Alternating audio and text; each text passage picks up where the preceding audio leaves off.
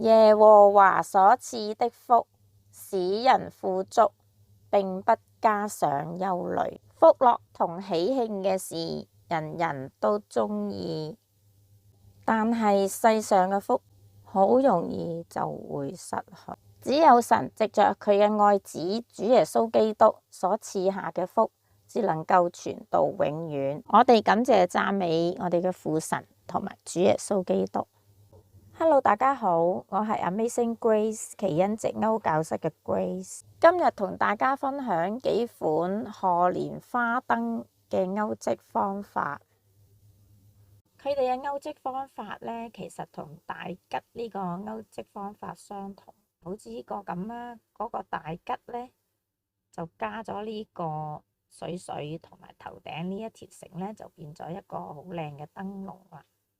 如果你初學呢，就可以鈎呢個先。呢兩個花燈，呢個頭同埋呢個中間呢係一樣嘅。呢啲裝飾嘅方法呢係一樣嘅。呢一頂帽呢，就係呢一個鈎多幾行，然後呢收針，咁就可以鈎到噶啦。而下邊呢個身體呢，我哋呢就係喺第二行挑咗12針之後呢，隔一針加針。如果你想去大啲呢，咁就隔2針加多一次針，就直鈎，然後收針，咁就可以變成呢一個身體。即係老虎仔花燈嗰2隻耳仔同埋呢個鼻哥呢，就係鈎頭嗰2行。至於點樣縫上呢個耳仔呢，你就可以睇翻我鈎公仔嗰度就有教學啦。呢個鼻仔呢，你睇翻我 macaron 同埋大眼魚，嗰個大眼個魚個魚白呢，都係咁樣縫。呢一個透光嘅花燈呢，嗰個底嗰2行同呢個福字呢個呢係一樣嘅。當你學識一個呢，你就可以設計到好多款花燈噶啦。咁靚嘅花燈係咪好想即刻鈎呢？我哋而家開始啊！首先呢，將條冷整成一個圓圈，喺中間抽一條線出嚟，索實支鈎針，手掌揸住條線，翹實隻食指，大拇指同中指撳住呢度，鈎針喺前面，由內至外勾線過嚟。咁呢個呢，就叫做鎖針啦。我哋而家呢，要鈎4鎖針，頭先鈎咗1針啦，2、3、4，好，然後呢，就喺第1鎖針呢度穿落嚟，鈎針向翻後，翹冷鈎線，再過呢一條線，咁呢度呢，就形成咗一個圓圈啦。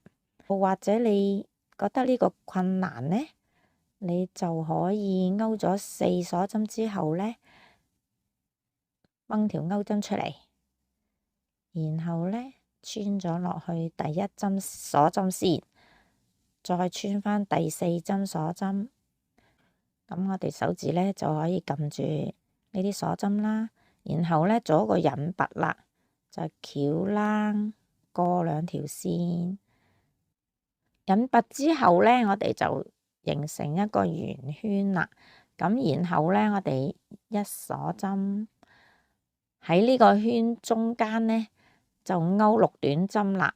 短針係點呢？首先穿支鈎針落去，勾線上嚟，翹冷過2條線，咁呢，呢個就叫短針啦。與此同時呢條冷呢，可以圍住呢個圈。我哋一共要鈎6短針。而家已經有1短針啦，咁再鈎多5針啦，穿支針落去，勾條線上嚟，翹冷過2條線，咁呢，1、2、3、4、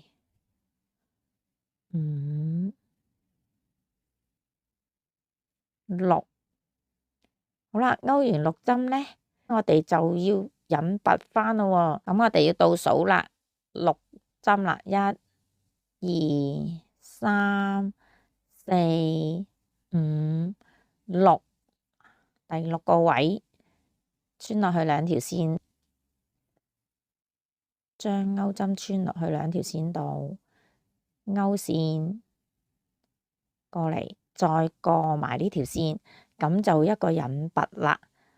引拔完呢，呢個圈就完整啦。跟住呢，我哋就要勾一個記號針喺引拔呢條線嗰度啦。勾上記號針之後呢，我哋就要一個鎖針啦。然後呢，喺每一個位置呢，加針啦，即係每個位置2針短針啦。好，呢度呢，要喺呢個引拔嗰個位1短針。好啦，加針啦，即係同一個位置2針。咁呢，呢6個位置都要每位置2針啦。咁啊，一共有12針啦。勾到尾呢？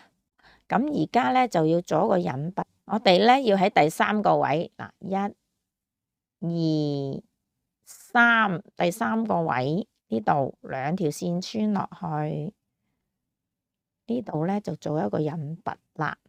呢度穿落去，就拉線過嚟，引拔完呢，我哋就要喺側邊呢條線度扣返呢個記號針啦。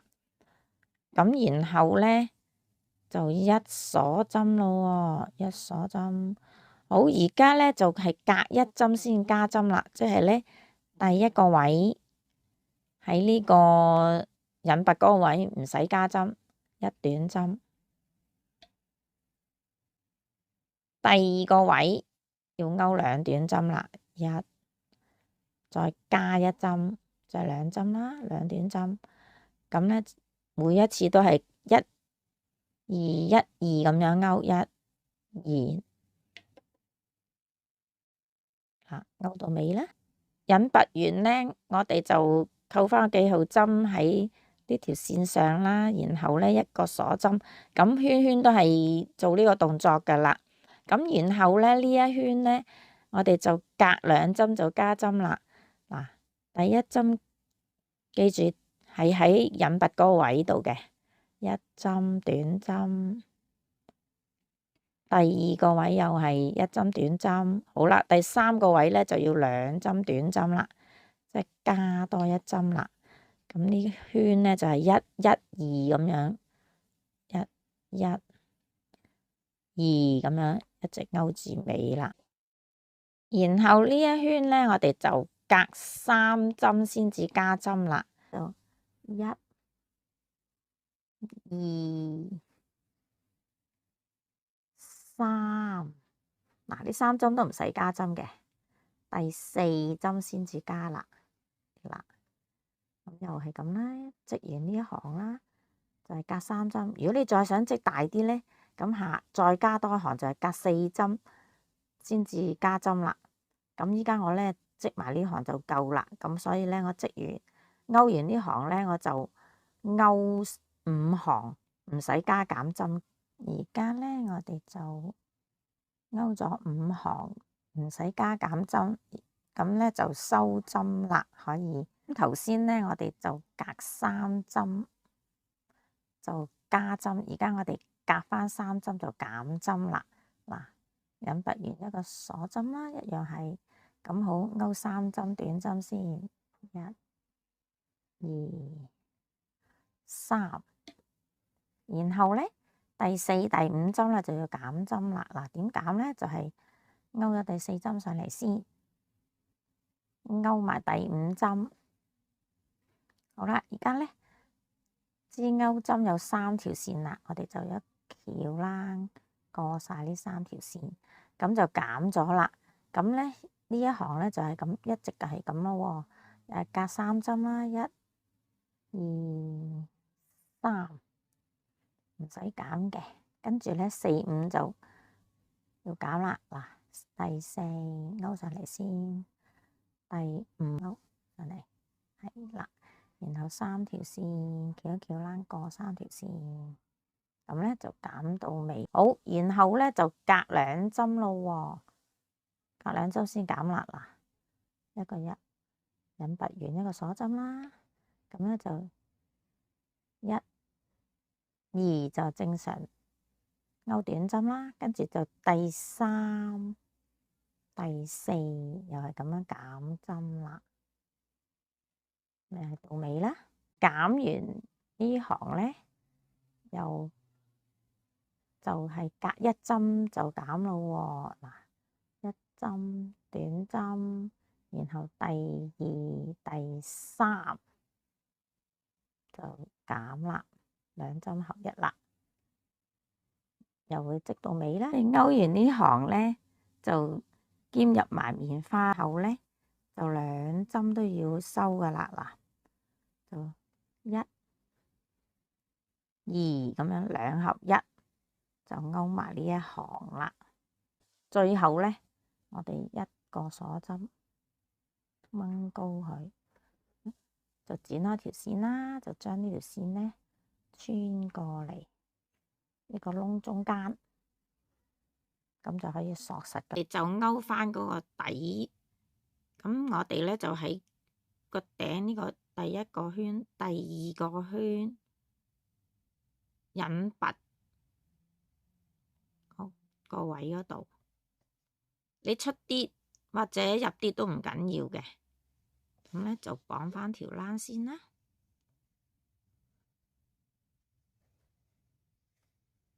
打2個結啦，將呢條多餘嘅冷穿翻落去，然後咧喺同一個位置勾條線上嚟，咁一個鎖針啦。跟住咧，我哋喺沿住呢啲邊就勾短針啦。嗱，咁我哋向下將支針穿落去，勾條線上嚟，翹翹啦，過2條線個短針啦，然之後下一個位置啦，呢度打直咁樣勾，又咁啦，圍住個圓圈啦，勾一條邊先。最後咧就喺翻第1個位置引拔，咁然後咧可以勾多1行。咁呢一行咧你可以加針啦，就隔1針加針啦，1第2個位置2隔1針先加針啦，亦都可以唔加針直勾上去嘅。1、2咁樣啦，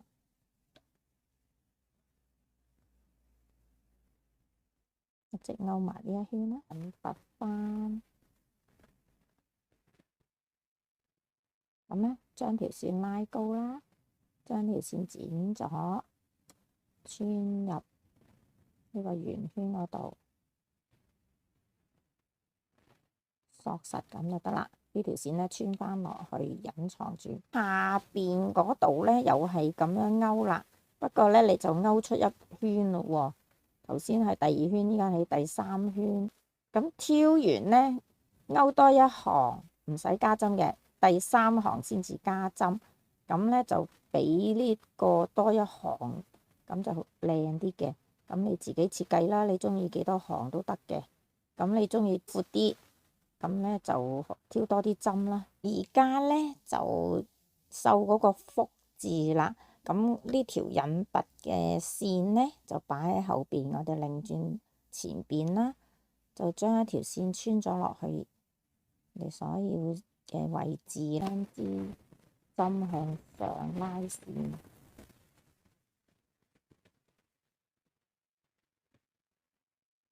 咁咧就個福字咁啦。呢度嗰點咧就斜斜地啦，好啦，然後打橫嗰畫啦。咁我哋自己預咗個位啦，咁就拉線啦。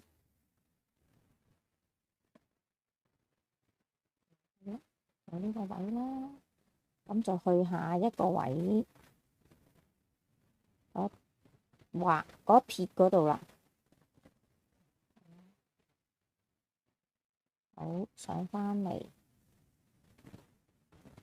呢一個位置。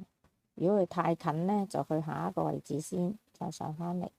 咁呢，我就移返啲位啦。咁樣。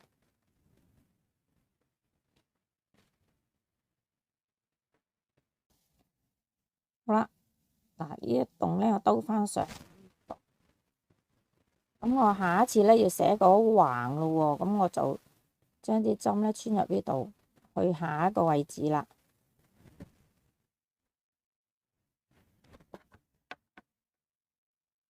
跟住呢，又係咁，如此類推啦，咁樣穿返落嚟啦。咁呢，你自己設計下啲字形。嗱，圓形呢，你就條線唔好掹到咁實。喺呢度呢，俾少少彎位佢。咁樣落返呢啲位先。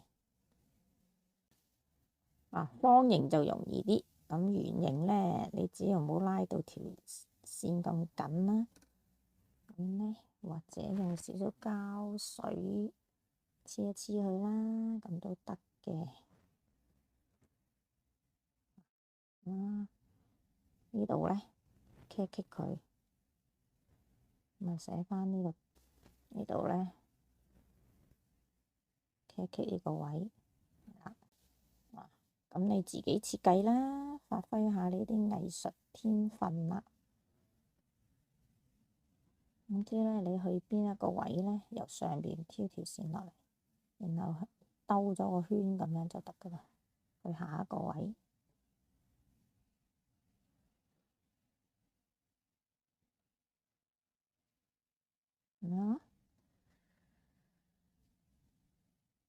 嗱，最後呢，就將條線穿返上嚟，呢個字咁樣啦。啲線呢，唔好拉咁緊吓，穿返上嚟呢度呢，咁我哋就可以勾一行鎖針做個手環啦。首先呢，將鈎針穿入去呢一個圈度，勾條線上嚟。好啦，然後一行鎖針啦。咁呢，隨你鍾意幾長啦，呢個手環。最後呢，我哋就喺返呢個圈另外一邊做一個引拔啦，將鈎針穿入去，拉條線上嚟，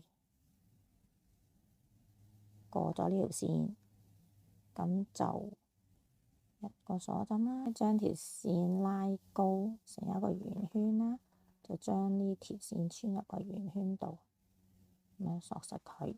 呢條多餘嘅線穿返入個燈籠度啦。而家我哋就整嗰啲水啦。咁你呢，可以用一張卡紙，就算電話都得噶啦。咁就翹啷啦。如果你想呢一條水長啲嘅話呢，你就要闊啲嘅卡紙。好，咁呢，我哋就將佢翹一排排咁樣翹啦，翹靚啲啦。翹完之後呢，就剪一條線啦。咁我哋褪咗出嚟，就再揾一條線呢，長過佢少少嘅，將條線呢穿喺呢個燈籠嘅底部，然後呢，就將呢一啲線喺中間穿落去。呢條線呢，掹到去中間，跟住綁住佢啦。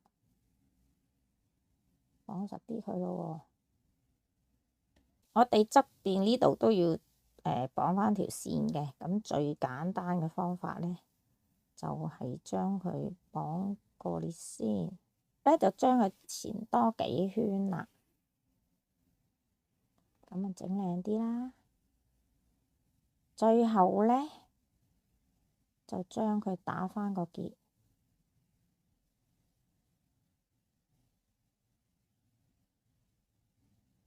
綁多一個啦，然後呢，就可以剪咗黃色嗰條多餘嘅線呢，你可以將佢勾翻入去呢啲線嘅中間遮住啦。咁如果咧你中意呢條線掉低啲咧，你可以呢條線長啲，綁個裂再綁呢一啲水都得嘅。跟住咧就將佢一次過剪齊佢啦，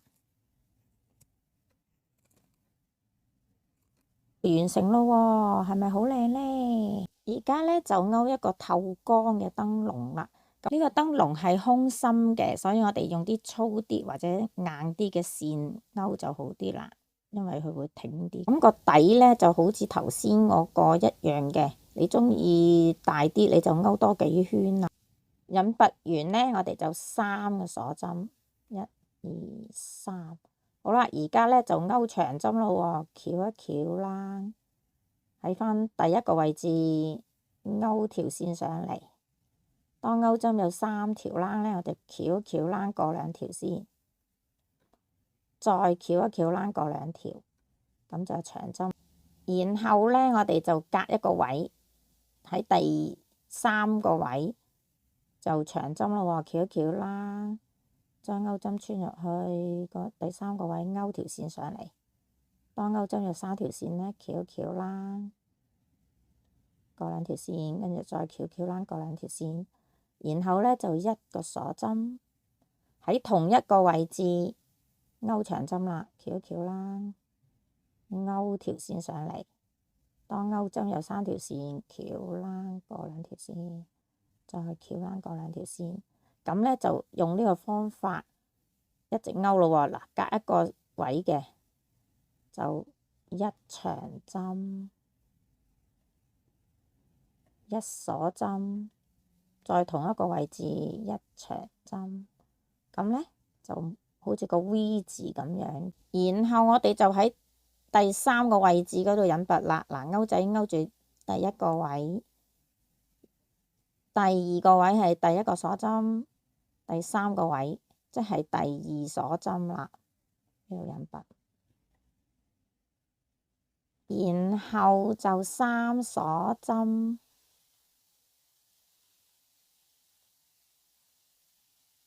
喺呢個中間啦 ，V 字呢個中間勾長針啦。第1個位咧就係勾1長針就得㗎啦。然後咧嗱，隔一個位置嘅喎，喺個 V 字中間呢個窿勾多個 V 字啦，1長針，1鎖針，又1長針，同一個位置嘅。跟住咧，隔一個位置又喺呢個 V 字中間，咁咧就一直係勾到結尾啦。咁勾幾多行咧？你自己中意個燈籠長啲、高啲咧，你就勾多幾行啦。OK，咁我咧就勾咗4行就夠啦。嗱，咁我哋引拔完咧就要收翻針咯喎。頭先我個底咧一共有24針，咁而家咧我就要勾翻24針啦。咁呢度咧就1個鎖針喺啲大窿嗰度勾就得㗎啦。如果咧係幼欄係隔3針又加針嘅咧，就要勾翻呢度30針。頭先我隔2針就加針，而家咧我就隔翻2針減針啦。咁如果咧係用頭先呢個幼欄咧，隔咗3針加針嘅，咁你而家咧就要隔翻3針嚟減針啦。咁嗰啲方法咧，你就參考翻呢一個燈籠嘅。如果你初初學勾咧，你就勾咗呢個先，比較簡單啲嘅。收完針啦，至於呢啲裝飾咧，同埋呢個水翻呢個燈籠嘅教學就得㗎啦。哈哈，係咪好容易就勾到咧？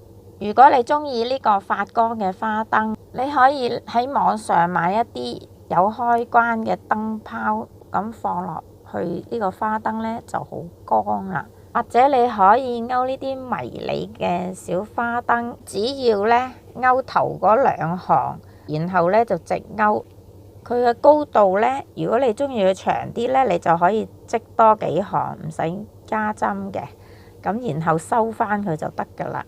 將佢哋穿成一串掛喺度做裝飾都係好靚。你對歐籍有興趣，想繼續學習呢，就請你訂閱我嘅頻道，撳埋隔離灰色嗰個鐘仔啦，或者留言俾我啦，勾唔勾到都可以話俾我聽嘅。咁可愛又得意嘅花燈，你都快啲嚟勾返幾個，增加下新年嘅氣氛啦！多謝大家。